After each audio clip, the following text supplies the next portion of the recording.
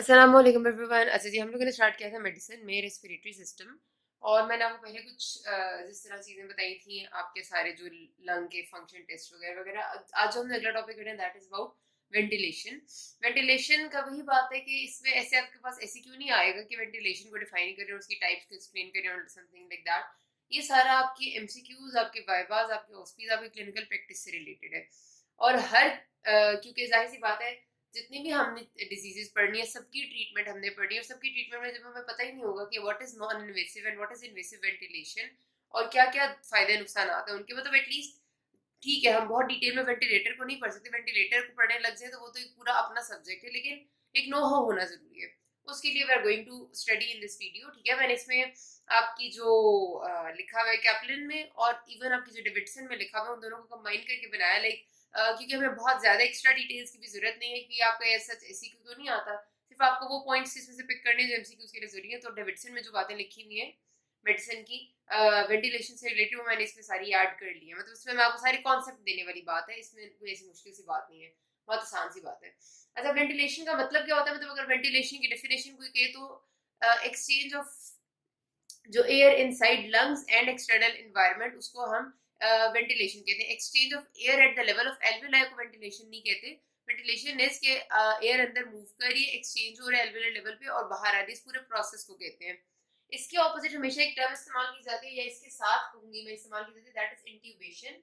Intubation का मतलब होता है कि पेशेंट के अंदर हमने एक ट्यूब इंसर्ट की है, चेस्ट ट्यूब, जिसको हमने रेस्पिरेटरी सिस्टम में अंदर तक ले गए हैं, उसके सपोज ट्रेकिया तक ले गए हैं, और हम ये चाहते हैं ट्रेकिया के नीचे मतलब ब्रोंकाई के अंदर तो नहीं लेके जाते, ट्रेकिया तक लेके जाते हैं, ताकि जो हम उसको बाहर से ऑक्सीजन प्रोवाइड करें वो डायरेक्टली उसके लंग्स में हाई प्रेशर से जाए, ताकि उसके लंग्स में जो एक्सचेंज ऑफ गैसेस का मैकेनिज्म वो एफिशिएंटली हो सके।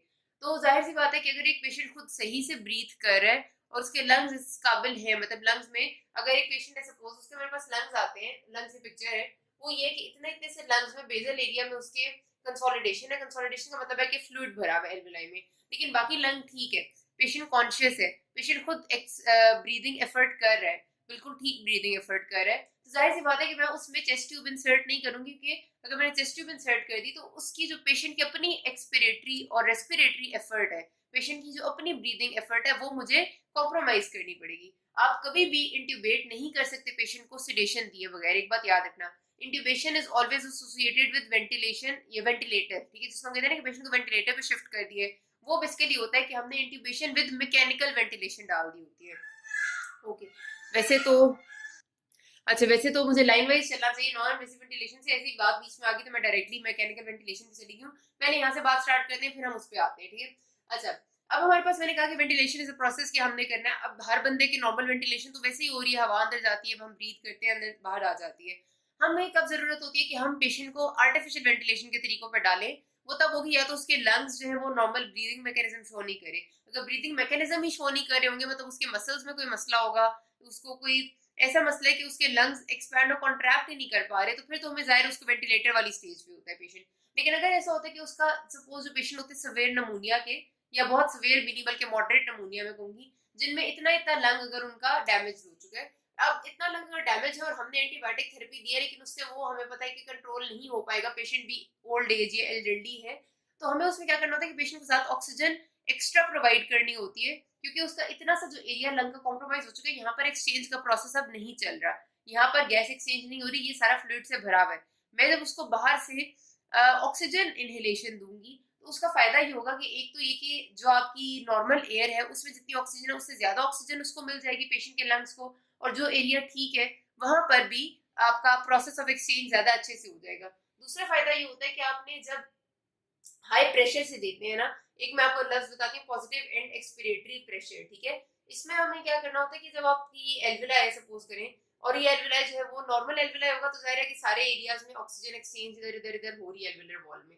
लेकिन अगर मेरे पास ये एल्विला है जो यहाँ तक फ्लूइड से भरा हुआ है, अगर हवा नॉर्मल प्रेशर पे आती है, नॉर्मल प्रेशर पे तो यहाँ तक आएगी, आगे सारा ये फ्लूइड भरा हुआ है, तो एक्सचेंज का प्रोसेस तो हो ही नहीं सका ना, वो तो रास्ते से ही वापस चलेगी।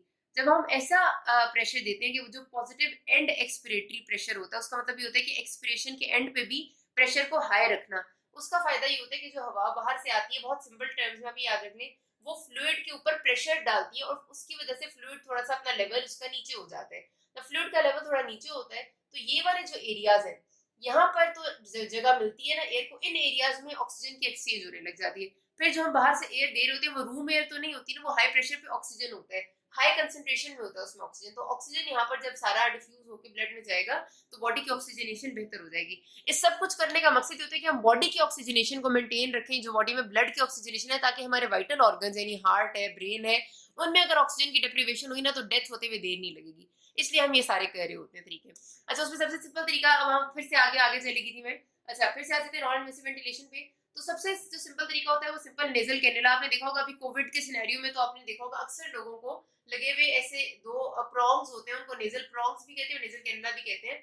उसमें आप उसको पीछे से आपने ऑक्सीजन पंप से अटैच किया होता है, घर में आपने रखा होगा तो ऑक्सीजन सिलेंडर रखा हुआ होगा, और उस पर हम कह रहे होते हैं कि ये पेशेंट जो है वो 8 लीटर्स ऑक्सीजन इसको चाहिए, इसको 10 लीटर्स चाहिए, इसको 15 लीटर्स चाहिए, और वो आप उस नेजल कैनुला से दे रहे होते हैं।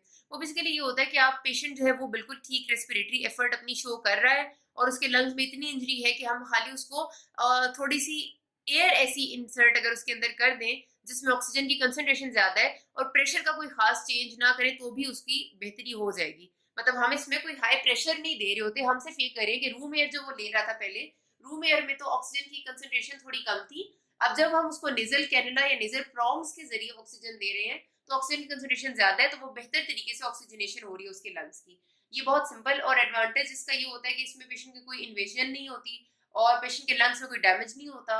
और उसके साथ साथ क्योंकि ये नोज में होता है तो ऐसे पेशेंट जो अक्सर नमूनिया के होते हैं उनमें स्पूटम बहुत ज्यादा होता है, बहुत रेशा होता है, वो मुंह से बार बार रेशा निकालना चाह रहे होते हैं, तो मुंह पे अगर कोई मास्क फिट किया होगा तो उनको रेशा निकालते में मसला नहीं हो जाता है, जाहिर सी बात है। तो नेजल प्रॉन्ग्स का फायदा ये होता है कि उनको रेशा निकालने में मसला नहीं होता और वो एक्सपेक्टोरेट कर सकते हैं। ठीक है, ये बातें होगी हमारे सिंपल नेजल कैनुला की। अब हमारे पास उसके बाद दो डिवाइसेस आती है, एक होती है कंटिन्यूअस पॉजिटिव, ओहो सॉरी, एयरवे प्रेशर। ठीक है, बीच में वो आ गया था जरा आवाज हमारे मोर की।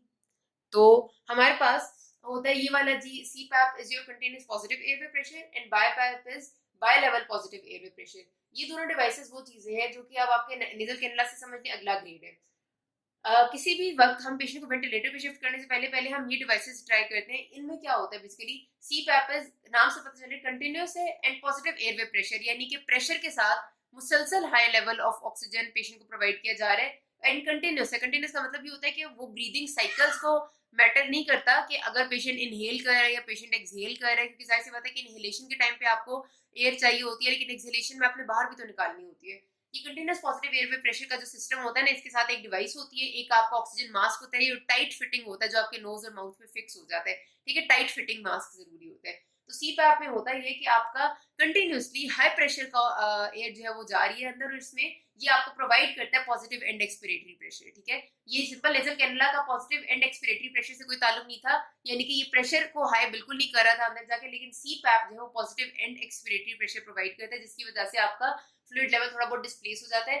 लेकिन जरूरत यही है कि पेशेंट ने ब्रीदिंग खुद करनी है, मतलब ये कि वो सांस अंदर भी खुद लेके जाएगा और बाहर भी खुद निकालेगा। अगर वो ब्रीदिंग एफर्ट खुद नहीं कर रहा तो फिर सी पैप का फायदा नहीं है, क्योंकि फिर हम इसमें पेशेंट को ब्रीदिंग एफर्ट हम नहीं करवा सकते। हम सिर्फ ये कर सकते हैं कि हम हाई लेवल पे उसे ऑक्सीजन प्रोवाइड करेंगे, मुसलसल प्रोवाइड करेंगे, जिससे उसका जो एल्वुलाई है वो कोलैप्स होने से रुकेंगी। और एटिलेक्टेसिस में जो कोलैप्स एल्वुलाई होती है कि मुसलसल जिन जिन जगहों में ना positive and expiratory pressure provide होता है ना, यानी कि जिसमें एक्सपिरेशन के एंड पे भी प्रेशर हाई रहता है, उसका एक फायदा ये होता है कि एल्वुलर कोलैप्स जो है वो प्रिवेंट हो जाता है। मतलब जाहिर है नॉर्मली तो ये होगा ना कि जिन लोगों में कोई डिजीज प्रोसेस चल रहा है उनमें वो हवा बाहर निकालेंगे तो उधर ही एल्वुलाई कोलैप्स कर देंगे। ठीक है, जाहिर है नॉर्मल बंदों में तो नहीं होता लेकिन डिजीज में ऐसे ही होता है। तो इसका एक फायदा ये होता है कि ये जब प्रेशर हाई रखेगा तो एल्वुलर कोलैप्स नहीं होने देता, और एल्वुलर कोलैप्स नहीं होगा तो एक्सचेंज का प्रोसेस चलता रहेगा। इसीलिए जो एटिलेक्टेसिस के पेशेंट्स होते हैं या फिर जो आपके पास प्रीमेच्योर डिलीवरीज होती हैं जिसमें आपका अभी एल्वुलाई पूरी तरह डेवलप नहीं हुए होते,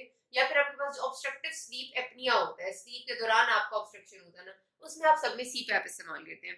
तो दूसरी चीज है ना बाय पैप, बाय पैप सी पैप से मिलता जुलता ही है। It is bilevel positive airway pressure, जिसमें आपने एयरवे प्रेशर यानी कि ये सारा ही इसी तरह हाई प्रेशर पे ही प्रोवाइड करना, लेकिन बाय लेवल का मतलब ये है कि उसके दो लेवल्स होते हैं। जब आप पेशेंट इसकी सेटिंग मशीन किस तरह से हुई है कि जो पेशेंट की इनहेलेशन का टाइम होता है उसमें ये हाई प्रेशर प्रोवाइड करता है और एक्सहेलेशन के टाइम पे प्रेशर लो हो जाता है, तो इस तरह बाय लेवल प्रोवाइड होता है। तो बहुत जो पेशेंट होते हैं ना नमूनिया के, सीओपीडी के और एस्थमा मतलब जो डिजीजेस के पेशेंट्स होते हैं उसमें हम बाईपैप इस्तेमाल कर सकते हैं, लेकिन जो प्योरली कोलैप्स ऑफ एल्वुलाई के पेशेंट्स हैं जिसमें एल्वुलर कोलैप्स का मसला है उसमें हम सीपैप ही इस्तेमाल करते हैं। ओके, आफ्टर दिस ये तो हो गया हमारी सारी नॉन इन्वेसिव वेंटिलेशन। ये तब तक हम इस हमारे पास फायदेमंद रहती है जब तक आपके पास कम से कम मतलब लंग डैमेज पूरे लंग का नहीं हुआ हुआ, मतलब पूरा लंग तो चलो होगा तो बंदा जिंदा ही नहीं रहेगा, लेकिन काफी हद तक अभी लंग ठीक है और पेशेंट खुद से ब्रीदिंग एफर्ट अच्छी शो कर रहा है, पेशेंट कॉन्शियस है। ये दो बातें होना इन तीनों चीजों के लिए बहुत जरूरी है। अब जब हमारे पास पेशेंट की अपनी ब्रीदिंग एफर्ट डिक्रीज होती जा रही है और इन चीजों के बावजूद ना हम पेशेंट की ऑक्सीजन सेचुरेशन को मेंटेन कर पा रहे हैं, ना पेशेंट की जो है वो कॉन्शियस स्टेट मेंटेन रह रही है, मतलब कभी कभार होता है ना कि पेशेंट जो है वो डिलीरियम में जा रहे होते हैं, तो उसके लिए हमें लाजमी तौर पे इन्वेसिव वेंटिलेशन पे शिफ्ट होना पड़ता है। इन्वेसिव वेंटिलेशन हमारा वेंटिलेटर होता है। इन्वेसिव वेंटिलेशन का नाम ये होता है कि वेंटिलेशन विद इंट्यूबेशन, और बल्कि इंट्यूबेशन विद मैकेनिकल वेंटिलेशन कहना ज्यादा बेहतर है, क्योंकि जो मैकेनिकल वेंटिलेशन का मतलब ये है कि मैकेनिकली हम ही पेशेंट को ब्रीदिंग एफर्ट भी करने पे मजबूर, मतलब वो ब्रीदिंग एफर्ट नहीं करता, हम ही उसके लंग्स को एफर्ट करवाते हैं और हम ही उसको ऑक्सीजन भी प्रोवाइड कर रहे होते हैं बाहर से थ्रू वेंटिलेटर। और जो इंट्यूबेशन है, जो आपकी ट्यूब है वो आपने गले के अंदर तक डाली हुई होती है जिसके जरिए आप हाई प्रेशर का ऑक्सीजन प्रोवाइड कर रहे होते हैं और positive and expiratory pressure maintain रह रहा होता है। अब इसके बहुत सारे नुकसान आते हैं, क्योंकि जाहिर सी बात है कि हम पूरे पेशेंट के एक तरह के रेस्पिरेटरी सिस्टम पे ना कंट्रोल ले लेते हैं। मतलब अगर एक पेशेंट, सपोज करते हैं बहुत सारे ऐसे पेशेंट्स होते हैं जिनकी डेथ भी हो जाती है लेकिन उनका रेस्पिरेटरी सिस्टम वेंटिलेटर से चल रहा होता है, डेथ तो ब्रेन स्टेम में होनी है ना, ब्रेन स्टेम डेथ को हम डेथ कंसिडर करते हैं, क्योंकि आपका वेंटिलेटर आप समझ लें आर्टिफिशियल लंग्स है पूरे के पूरे जो हमने पेशेंट को प्रोवाइड कर दिए और वो सारा कंट्रोल उसके रेस्पिरेटरी सिस्टम पे ले रहे हैं। तो इतनी बड़ी बात करने से पहले जाहिर सी बात है we have to take a very critical decision, क्योंकि ये इसके बहुत सारे डिसएडवांटेजेस भी हैं, बहुत सारा डैमेज भी ये कर सकता है। तो इसको हम अगले पार्ट में डिस्कस करते हैं। कोई मसला हो, we can ask me. Thank you.